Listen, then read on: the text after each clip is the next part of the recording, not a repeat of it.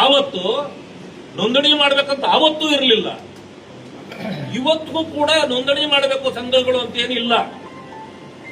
ನಿಮ್ಮಲ್ಲಿ ಏನಾದ್ರೂ ಕೈ ಚಾಚಿ ಬಂದು ಅಪ್ಪ ಏನಾದ್ರೂ ಕೊಡಿ, ನಮಗೇನು ಗತಿ ಇಲ್ಲ, ಸಹಾಯ ಮಾಡಿ ಅನ್ನಂಗಿದ್ರೆ ಅದು ನೋಂದಣಿಯಾಗಿರ್ಬೇಕು.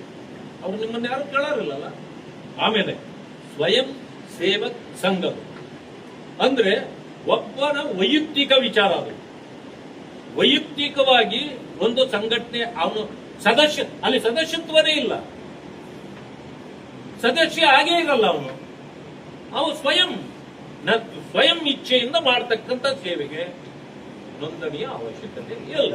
RSS ಬ್ಯಾನ್ ಮಾಡಿದಾಗ ನೆಹರು ಕಾಲು ಹಿಡ್ಕೊಂಡ್ಬಿಟ್ರು ಸರ್ದಾರ್ ಪಟೇಲ್ ಅಂತ ಹೇಳಿ ಕೂಡ ಟೀಕೆ ಮಾಡಿದ್ದಾರೆ. ಸರ್ದಾರ್ ಪಟೇಲ್ ಅವರು ನೆಹರು ಅವರ ಕಾಲು ಹಿಡ್ಕೊಂಡ್ರಲ್ಲ, ಪ್ರಿಯಾಂಕ್ ಖರ್ಗೆ ಅವರು ಯಾರಿಗಾದ್ರೂ ಹಿಡ್ಕೋಬಹುದು. ಅವ್ರು ಇವತ್ತು ರಾಹುಲ್ ಗಾಂಧಿ ಕಾಲು ಹಿಡ್ಕೊಂಡು, ಸೋನಿಯಾ ಗಾಂಧಿ ಕಾಲು ಹಿಡ್ಕೊಂಡು ತಾನೆ ಆಗ್ತಾ ಇರೋದು.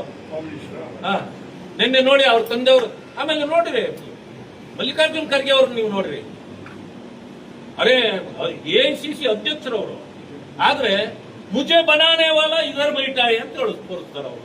ಅಂದ್ರೆ ಇವ್ರಿಗೆ ಸ್ವಂತ ಶಕ್ತಿ ಇಲ್ಲ. ಇವ್ರಿಗೆ ಏನೇ ಆದ್ರೂ ಸೋನಿಯಾ ಗಾಂಧಿ ಅವರ ಇದರಿಂದ ಆಗಿರೋದು.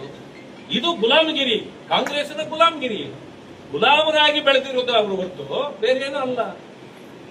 ಆದ್ರಿಂದ ಅವ್ರ್ಯಾರ್ದಾದ್ರೂ ಖಾಲಿ ಇರ್ತಿರ್ಬೋದು.